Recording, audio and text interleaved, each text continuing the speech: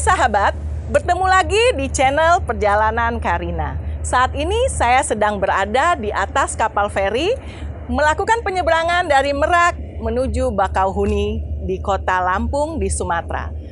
Sahabat, penasaran kan? Kita mau kemana? Ikuti terus Perjalanan Karina. Nah, sekarang setelah menempuh perjalanan dari Bakauheni, saya berada di tepi Sungai Musi di kota Palembang. Ya, dari tepian Sungai Musi, saya saat ini berada di Panti Asuhan Harapan Karya, di sebuah tempat yang sangat sederhana, di mana anak-anak yatim piatu ada di sini, dibina, dididik, dan diasuh.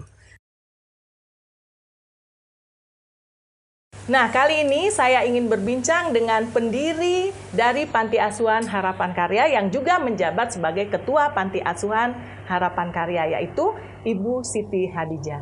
Assalamualaikum Bu Siti. Waalaikumsalam warahmatullahi wabarakatuh. Senang sekali saya berada di sini di Palembang ya Bu. Ini Panti Asuhan Harapan Karya di Kamboja. Ini namanya daerahnya Kamboja, di Palembang. Sudah berapa lama mendirikan Panti Asuhan Harapan Karya ini?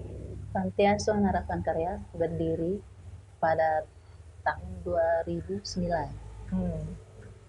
2009. Berarti sudah lebih dari 10 tahun ya Bu ya? Ya. Sudah mau 12 tahun. Nah, sekarang ada berapa anak yang diasuh? Untuk sekarang ini ada 20 anak.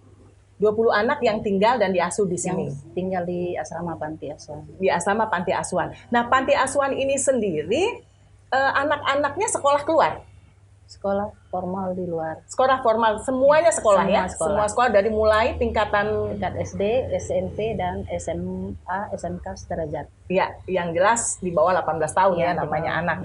Nah, Bu Siti, dalam mengelola panti sudah lebih dari 10 tahun. Apa sih suka dukanya Ibu mendirikan Panti Asuhan Harapan Karya ini? Suka dan dukanya masalah anak ya Bu. Ya.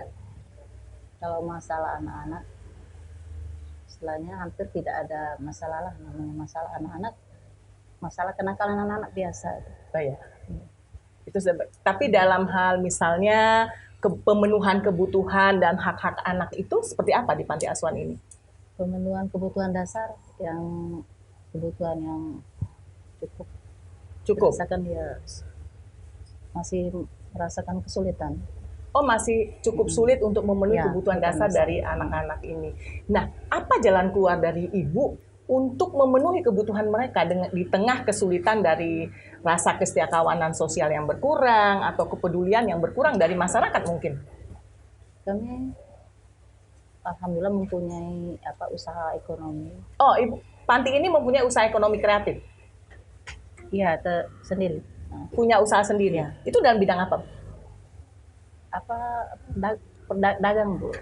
Oh, punya kios atau punya sewa kantin, kemarin di kantin SD. Oh gitu. Jadi itu Ibu inisiatif sendiri atau memang panti yang menyewa kios untuk berdagang itu? Saya punya inisiatif sendiri. Ya, karena Ibu bertanggung jawab dengan apa yang Ibu rintis ya. Bu, omong-omong nih, kenapa sih Ibu nekat bikin panti? Sejarah Panti Asuhan Harapan Karya itu Bu sebenarnya bukan langsung berdiri gitu ya. Panti Asuhan Harapan Karya. Dulu juga saya mulai dari mengelola Panti Asuhan itu dari tahun 2001. Oh, jadi sebelum Ibu mendirikan Harapan Karya, Ibu menjadi pengasuh di panti yang lain? Pengurus di panti yang lain? Tuanya itu suami sendiri. Oh, waktu itu Ibu dan suami mendirikan panti. Terus kemudian Ibu berpisah. Tapi waktu itu Panti Asuhan, bukan Panti Asuhan Harapan Karya, Panti Asuhan Kartini. Ya, berarti sebelumnya Ibu mempunyai panti dengan suami. Kemudian ketika Ibu berpisah dengan suami, Ibu mendirikan panti sendiri. Enggak, Panti Asuhan Kartini itu saya ambil fisiknya itu. Oh, ya. Terus ganti nama. Oh, jadi Ibu yang sebenarnya Ibu yang mengelola panti itu. Iya kan? Jadi Ibu pencetus panti itu. Nah, sekarang menjadi Panti Asuhan Harapan Karya. Jadi ganti nama ya Bu ya, ganti nama, fisiknya berubah nama. Tetap Tapi anak-anaknya tetap nggak dari panti asuhan Kartini? Aja, nama aja yang beda. Oh, yang jadi berubah. hanya namanya yang berubah ini. Yang berubah. Jadi dengan harapan baru ini ya, Bu ya. Ya, benar-benar. Kita harus jadi perempuan tangguh sih, Bu. Untuk kita bisa menunjukkan bahwa kita bisa mampu mandiri gitu. Saya sangat setuju itu, Bu. Nah, Bu Siti, ini rumahnya kan masih sangat sederhana untuk dikatakan buat sebuah panti asuhan ya. Apalagi dengan anak 20-an ya saat ini di sini. Ada nggak sih keinginan Ibu mempunyai atau membangun panti yang lebih layak buat mereka? Itulah keinginan yang terbesar buat saya. Oh iya. Jadi kalau sekarang ini udah milik sendiri atau bagaimana ya? Asrama ini kontrak. Oh, ini masih kontrak? Oh gitu. Jadi Ibu kontrak itu untuk panti ini? Ya. Jadi khusus mengontrak rumah untuk mendirikan panti. Luar biasa. Semangat Ibu yang saya percaya dengan ketulusan dan keikhlasan, kegigihan Ibu, pasti suatu saat Panti Asuhan Karya Harapan ini, Harapan Karya ini akan memiliki bangunan sendiri nantinya ya. Nah, bagaimana cara Ibu mendapatkan anak-anak untuk dibina dan diasuh di panti ini? Cara penerimaan anak asuh. Iya. Cara penerimaan anak asuh. Kami juga melalui rekomendasi kalau dari daerah, rekomendasi dari daerah. Kerjasama juga dengan Dinas Sosial Kota melalui rujukan. Oh, ada rujukan, berapa anak dari betul. rujukan dari Dinas Sosial Kota, ada 2 anak. Itu jadi bekerja sama dengan Dinas Sosial. Jadi ada rujukan dari Dinas Sosial yang menitipkan anak-anak bermasalah sosial ya, anak-anak penyandang permasalahan sosial ke Panti Asuhan Harapan Karya ini gitu ya. Nah, Bu Siti, saya ingin tahu aktivitas anak-anak itu setiap hari ngapain aja di sini? Kan ini kalau sekolah mereka sedang daring ya, sekolah dari rumah. Tapi setelah sekolah formal, apa yang mereka lakukan? Setelah sejak COVID ini, mereka belajar daring di rumah, di asrama panti. Nah, selain dari kegiatan daring atau kegiatan sekolah, kami belajar agama, mengaji, dan kegiatan-kegiatan ibadah lainnya yang berhubungan dengan keyakinan agama Islam. Ya, oke. Jadi mereka lebih ke kerohanian ya, lebih ke pendidikan agama, pendidikan karakter anak yang seperti itu. Di sini kan asrama untuk laki-laki dan perempuan. Kalau pengasuhnya ada berapa orang? Pengasuh saya sendiri yang tinggal di panti asuhannya. Oh, jadi Ibu langsung mendedikasikan hidup dan waktu Ibu bersama dengan anak-anak. Oh, luar biasa. Menurut saya ada datang tapi pulang. Oh, jadi pengasuh yang lain datang, sore pulang. Saya sangat salut ya, itu sahabat, kita melihat bahwa dedikasi dari seorang ibu single parent yang mendedikasikan hidup, waktu, tenaga, pikirannya untuk dunia kemanusiaan, khususnya untuk anak-anak yang Tuhan percayakan ada di tangan Ibu Siti. Nah, Bu Siti, cita-cita Ibu atau kerinduan Ibu, keinginan Ibu terhadap anak-anak itu apa?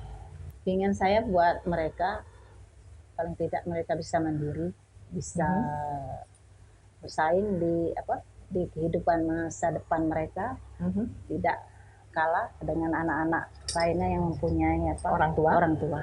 Ya, kalau kita mau jujur Bu, sebenarnya karena saya juga pengelola panti, saya juga memiliki panti asuhan, itu anak-anak panti itu sebenarnya jauh lebih mandiri daripada anak-anak yang hidup dan tinggal bersama orang tua kandung mereka gitu. Nah, kita juga berharap anak-anak yang ada di panti asuhan itu tidak akan merasa minder atau tidak akan merasa rendah diri dengan keberadaan mereka di panti asuhan. Baik, Bu Siti, saya ingin tanya, apa sih yang Ibu rindukan sebagai pendiri panti asuhan yang benar-benar sangat Ibu inginkan sebagai pimpinan panti asuhan? Kami pengen punya asrama. Ingin punya asrama sendiri. Biar tak pindah-pindah. Jadi Ibu menginginkan punya mempunyai panti asuhan dengan asramanya sendiri. Ya, saya sangat memahami itu karena saya juga pada awal mendirikan panti juga sama Bu, juga kontraktor gitu ya, kita kontrak 1, kontrak 2, tapi ya alhamdulillah Allah memberikan rezeki sehingga kami bisa membangun panti asuhan. Dan saya percaya kami juga akan berdoa, Ibu nantinya pasti akan mempunyai jalan untuk itu. Yang penting kita tetap tekun, kita tetap setia melakukan apa yang Tuhan percayakan dalam kehidupan kita. Gitu. Nah, Apa sih yang membuat Ibu begitu betah bersama dengan anak-anak yang memiliki permasalahan sosial sebenarnya? Betah itu karena keterpancing. Kalau tidak ada keterpanggilan nggak mungkin bertahan. Ya. Kalau tidak ada saya, mereka mau bagaimana? Ya, itu yang saya salut dari seorang Ibu Siti. Ibu menyadari kemampuannya, tidak memaksakan diri untuk mengambil banyak anak, tapi berapa yang Ibu mampu, itu yang Ibu besarkan dan tampung di sini. Ya, saya percaya Bu, doa mereka juga pasti selalu buat Ibu. Nah, yang terakhir nih Bu Siti, saya mau tanya, kalau misalnya Ibu akhirnya memiliki asrama sendiri, apakah Ibu berencana menambah anak-anak atau Ibu akan melakukan hal-hal yang lain? Misalnya kegiatan sosial yang lain. Kegiatan sosial yang lain. Ya, kalau anak-anaknya cukup 20 atau mau bertambah lagi? Kan penerimaan anak dengan melalui asesmen. Ya betul, ada asesmen dan take proses kan di sana. Karena panti asuhan itu adalah itu alternatif terakhir. Betul, panti asuhan ada alternatif terakhir. Bisa ada anak-anak lebih dari anak 20. Kita tidak mungkin mau menolak untuk pengasuhannya dalam panti. Ya kalau sudah mungkin, kalau asrama sudah baru ya Bu, kalau di sini mungkin agak sulit juga karena dengan 20 anak di rumah yang sangat sederhana seperti ini juga mungkin agak repot juga ya Bu ya. Kalau anaknya besar, kalau mereka tambah besar, mungkin mereka akan lebih membutuhkan privasi sendiri buat mereka. Ya, oke Bu Siti, saya sangat senang mendapat kesempatan berbincang dengan Ibu, datang ke sini melihat anak-anak yang ada di sini. Yang saya percaya, walaupun dengan segala keterbatasan, dengan segala kesederhanaan yang ada, tapi anak-anak ini anak-anak luar biasa. Hidup dan tinggal di panti asuhan memang bukanlah sebuah cita-cita, tapi panti asuhan bukanlah tempat yang salah. Di tempat ini, di Panti Asuhan Harapan Karya, seorang perempuan tangguh, Ibu Siti Hadijah, mendedikasikan hidupnya untuk menjaga, memelihara, membimbing anak-anak yang saat ini ada bersama dengan beliau. Saya sedang bersama dengan Rezi, salah satu anak penghuni Panti Asuhan Harapan Karya. Rezi sudah berapa lama di sini, Nak? Dari kelas 1 Dari kelas 1 apa? SD, Dari kelas 1 SD, Rezi di sini sekarang. Rezi kelas berapa? 1 SMP. Kelas 1 SMP, berarti sudah hampir 7 7 tahun tahun. ya? Oke. Rezi, betah nggak sih di panti? Betah. Betah ya? Waduh, alhamdulillah hebat dong. Rezi punya prestasi apa di sekolah? Dulu ranking 3. Dulu ranking 3. Sekarang ranking berapa? Dak, Aduh, harus tetap dapat ranking. Tapi Rezi ini hobinya apa? main. Main apa? Main bola? Iya, Main bola. Terus apa lagi hobinya? sudah. Sudah. Kadang nonton YouTube. Nonton YouTube. Oh, berarti nanti nonton YouTube. Nanti Rezi ada di YouTube ya. Nah, sekarang Ibu mau tanya nih sama Rezi. Rezi cita-citanya apa sih? Jadi polisi. Mau jadi polisi. Oke. Terus kalau mau jadi polisi, mau untuk apa jadi polisi? Cari duit. Wah, emang kalau jadi polisi bisa cari duit? Hah? Iya. Oke, paling enggak nanti Rezi kalau sudah jadi polisi, menjadi polisi yang baik ya. Menjadi polisi yang bisa mengayomi masyarakat ya. Gitu. Rezi harus tetap semangat, rajin belajar walaupun harus tinggal di panti asuhan, ya kan? Tetap semangat, anak Indonesia itu harus selalu tersenyum. Ya nggak? Nah, ada namanya Salam Senyum Anak Indonesia. Bilang dong ke situ. Salam Senyum Anak Indonesia. Gitu. Salam senyum anak Indonesia. Sip. Makasih ya Rezi. Sukses buat Rezi. Nanti ketemu sama Ibu, Rezi sudah jadi polisi. Ya? Oke. Masih tentang panti asuhan dari Bumi Sriwijaya. Kali ini kita akan berbincang dengan pendiri dari Panti Asuhan Cahaya Umi, yaitu Ibu Nirwana. Assalamualaikum Bu. Waalaikumsalam. Iya, apa kabar? Alhamdulillah. Iya, saya luar biasa ya. Saya tadi melihat anak-anak yang ada di Panti Asuhan Cahaya Umi. Sekarang ini ada berapa Bu anak-anak? 26 anak asuh. 26 anak asuh. Nah, boleh nggak Bu, saya tahu atau sahabat perjalanan Kalina bisa tahu bagaimana awalnya sampai Ibu bisa mendirikan Panti Asuhan Cahaya Umi ini? Sebelum panti ini berdiri, tahun 2011 ya, Panti Cahaya Uminya berdiri, Beberapa tahunnya akunya jadi relawan di sebuah panti asuhan. Oh, gitu. jadi sebelumnya Ibu pengurus di panti asuhan Iya, lain gitu. Nah, kemudian pada tahun 2011 Ibu merintislah membangun panti asuhan sendiri. Iya. Apa yang membuat Ibu begitu terdorong ketika menjadi relawan sampai mendirikan panti? Nah, Ibu memutuskan untuk mengelolanya panti asuhan yang Ibu dirikan sendiri. Setelah jadi relawan itu sempat vakum dari jadi relawan itu keluar. Terus waktu itu aku buka ada usaha panggang kemplang panggang di Palembang nih, kemplang panggang. Oh, Ibu dulu jualan kemplang. Iya, kemplang panggang. Jadi sip. usaha sendiri kemplang panggang. Nah, di kemplang panggang itu yang bantu-bantu buat packing, buat nyusun kemplang itu anak-anak yatim sekitar rumah itu. Jadi yang pertama yang mendorong itu anak-anak yatim yang diasuh sendiri sebelum menjadi panti asuhan loh. Oh, jadi Ibu mengajak anak-anak ini membantu usaha Ibu yang kemplang panggang iya. tadi gitu. Sehingga akhirnya daripada mereka kumpul di Iya. situ tidak tersalurkan mungkin pendidikannya, akhirnya Ibu membantu mereka untuk seutuhnya gitu dan Ibu mendirikan panti asuhan ini gitu. Timbal balik sih dia bantu pas waktu usaha yang aku lakukan panggang kemplang itu mereka ikut packing, menghitung kemplang. Terus ada juga sih yang ikut mengantar, kita ngantarnya ke warung-warung di sekitar kan gitu. Oh, berarti kayak dititip-titipkan di warung-warung ya. Jadi mereka bantu, timbal baliknya ya itu kita biaya sekolah mereka kita bantu gitu. Oh, jadi Ibu awalnya dari memberikan katakanlah beasiswa kepada mereka yang membantu Ibu berusaha tadi gitu ya. Nah, sekarang Bu sudah 10 tahun berjalan. Apa sih suka dukanya mendirikan panti asuhan itu? Suka dukanya, kalau merasa suka kayaknya seneng aja dikelilingin anak-anak. Terkadang kalau Lebaran kayak Idul Fitri gitu ya, lebih sering bersama mereka daripada bersama keluarga sendiri. Jadi kalau pas keluarga sendiri habis sholat silaturahim ke orang tua dan mertua itu di pikiran itu cuma pengen lari lah bersama mereka karena mereka masih stay di sini. Pikiran itu kasihan mereka, orang tuanya nggak ada, dengan siapa mereka kalau nggak sama kita. Jadi cepatnya larinya langsung lari ke sini. Tapi dukanya itu karena ya namanya kita anak satu anak dua biayanya juga berat kan, apalagi kalau anak banyak puluhan nih ya. Apalagi sekarang ada berapa anak? 20 lebih ya? 26 ya. 26 harus memikirkan biaya pendidikan mereka itu sih menjadi tanggung jawab dari hampir semua pengurus dan pimpinan panti asuhan dimanapun ya, bahwa saat ini kesulitan apalagi di tahun-tahun ajaran baru ya. Iya, paling terasa sekali gitu ya, apalagi dengan biaya pendidikan yang semakin tidak murah, bahkan sangat menyusahkan juga gitu, harus putar kerja keras, putar otak nih para pengurus panti ketika tahun ajaran baru itu ya Bu ya. Nah, saya mau tanya Bu, kalau di Palembang sendiri ini kan saya lihat begitu banyak panti asuhan. Itu ada kerjasama antar panti itu enggak? Kerjasama antar panti sih nggak ada, cuman kita tuh cuma berdiri di bawah satu forum panti asuhan se-Kota Palembang.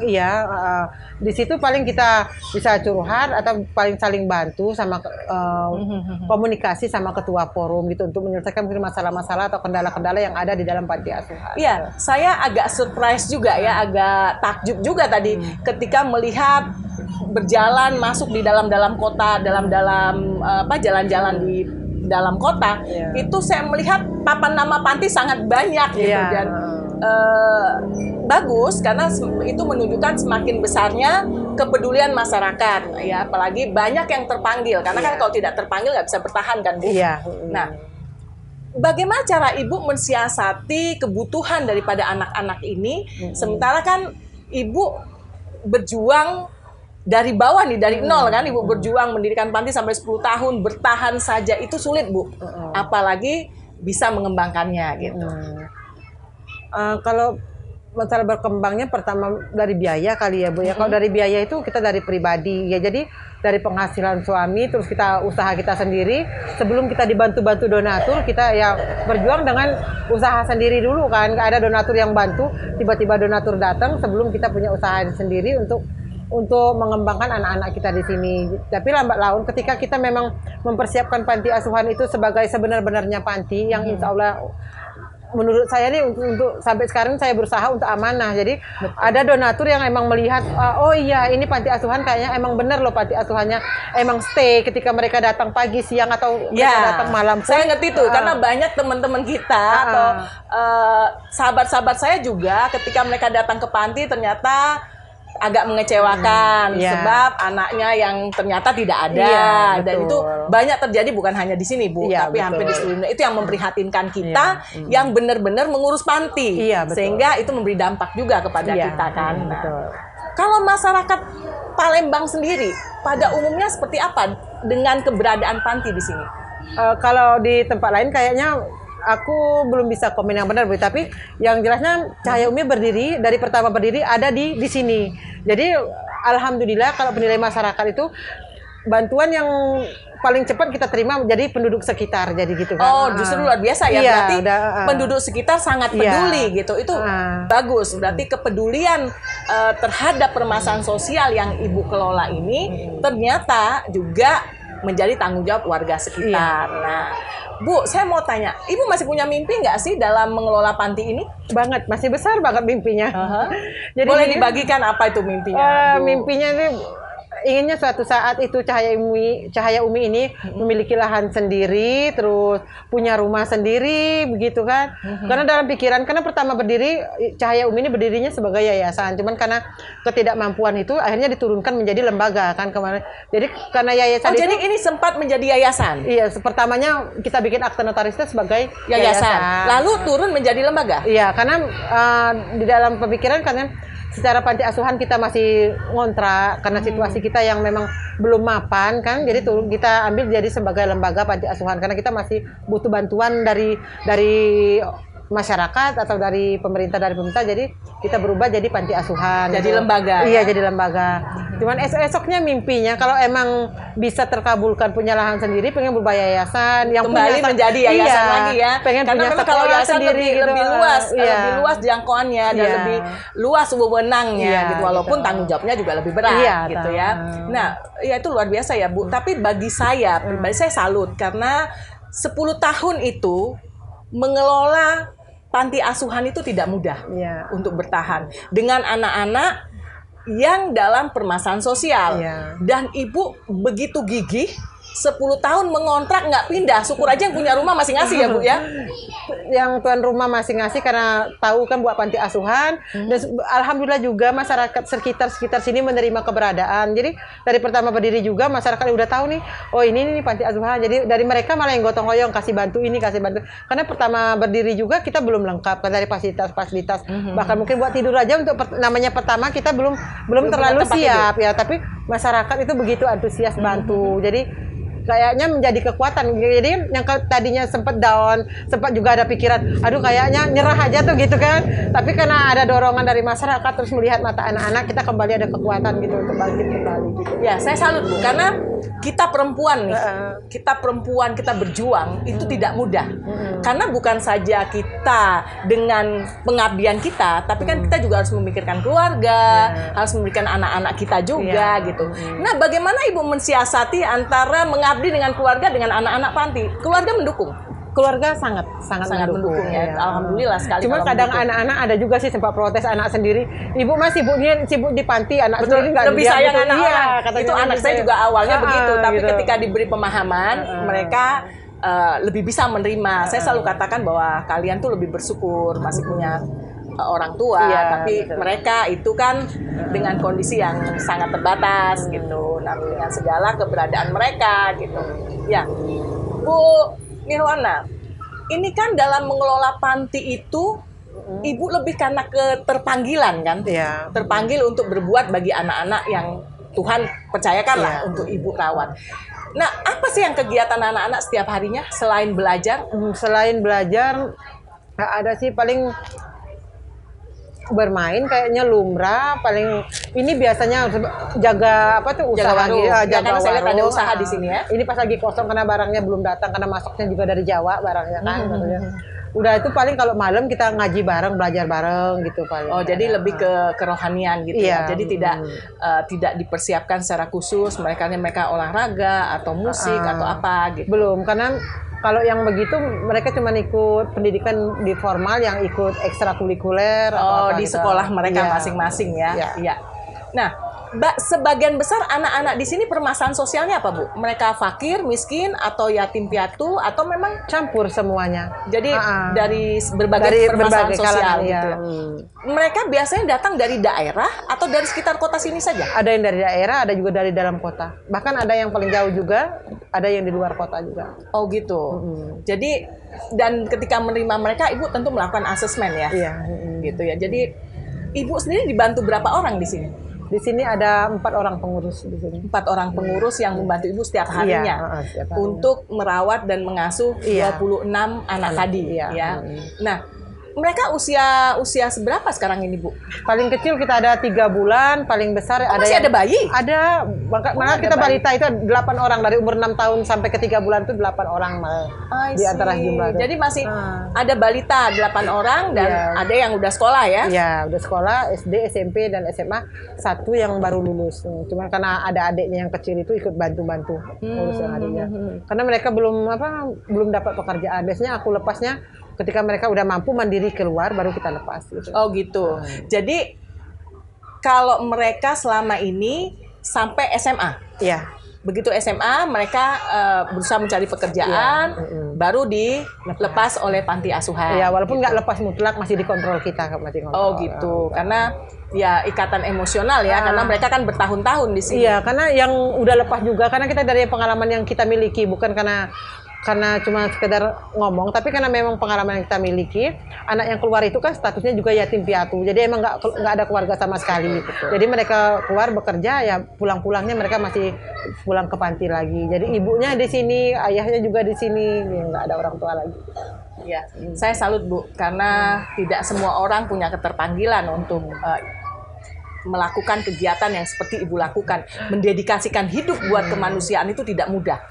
Karena tantangan itu bukan saja dari keluarga, bahkan mungkin dari diri kita sendiri. Iya. Karena kan kita harus bisa menurunkan ego nih Bu, gitu. Kita harus bisa sabar, harus bisa memahami. Bahkan yang saya tahu, kita sering menangis sendiri kan. Nah, kalau ada yang kita menjadi beban pikiran kita menangis kepada Allah, ya itu mungkin yang sekitar kita nggak ada yang tahu Nggak ada ya, yang seperti tahu. itu. Tapi itulah suka duka kalau kita mengelola atau menyelenggarakan panti sosial, apalagi panti sosial asuhan anak ya, panti asuhan ini. Bu Nirwana aktif nggak di asosiasi panti asuhan begitu? Kalau di forum panti aktif, kita setiap bulan kita mengadakan pertemuan. Di forum panti? Ya, dari forum panti sekota Palembang kita di bawah forum, di bawah Dinas sosial ya? Dinas sosial kota dan provinsi juga aktif.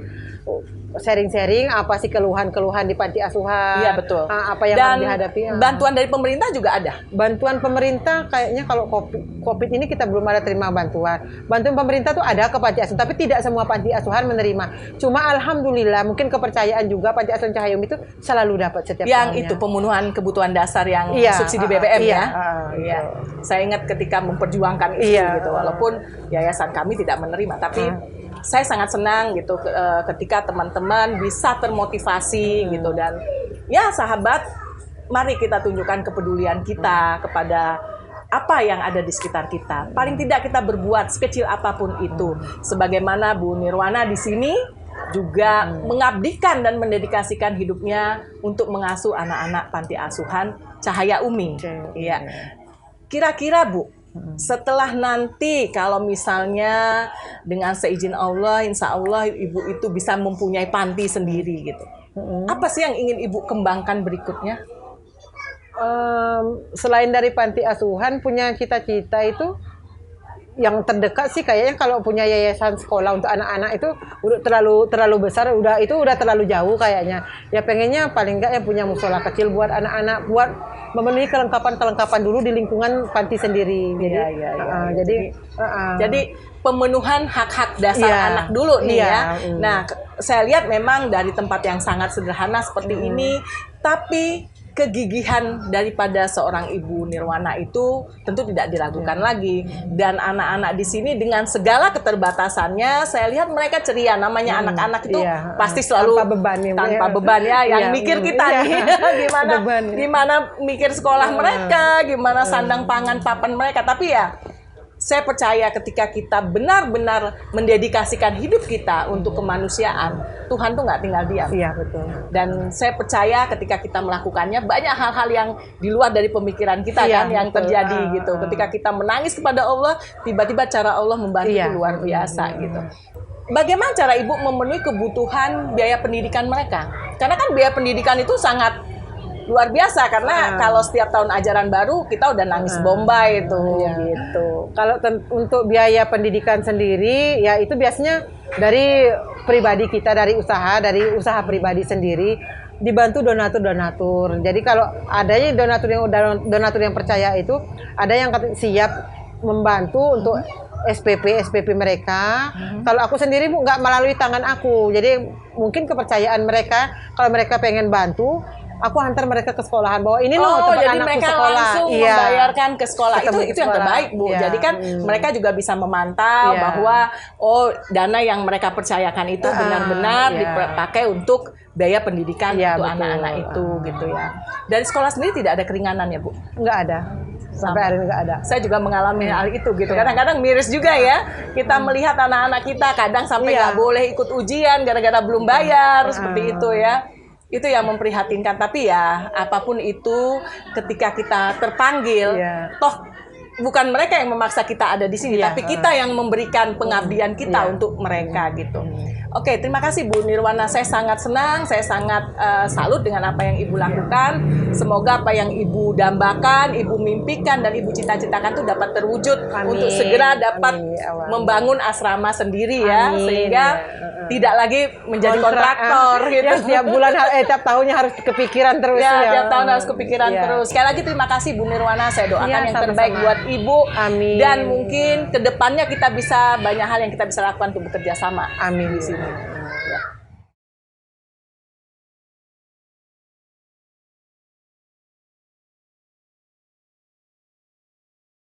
Nah, sahabat, itu perbincangan saya dengan pendiri Ketua Panti Asuhan Cahaya Umi, Ibu Nirwana. Masih banyak cerita saya yang lain. Masih penasaran kan? Ikuti terus perjalanan Karina setiap hari Jumat jam 8 malam. Don't forget to like, comment, and subscribe. Bye!